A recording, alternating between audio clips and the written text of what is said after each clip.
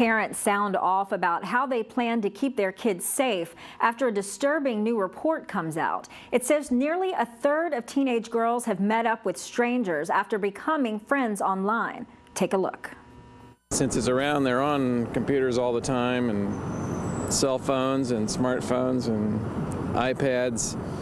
Then I wouldn't be surprised if they can get away with that. Doyle Johnson has 2 daughters, but says they wouldn't do what an online study found, that 30% of teen girls have met someone in person, a stranger who they initially met online.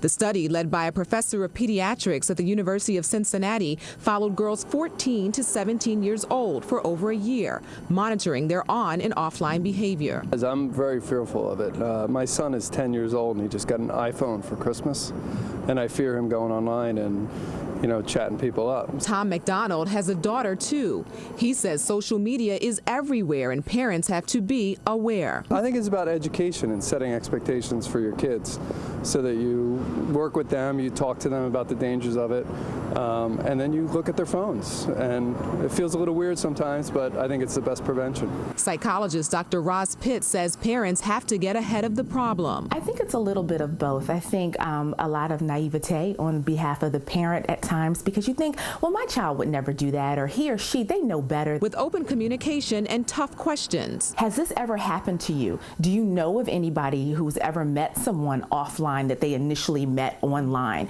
Would you ever do that? And if you would you tell me before it happened? One parent says better parenting is the key to keeping kids safe online. Passwords, open communication, knowing what your kids are doing, understanding social media yourself, being educated.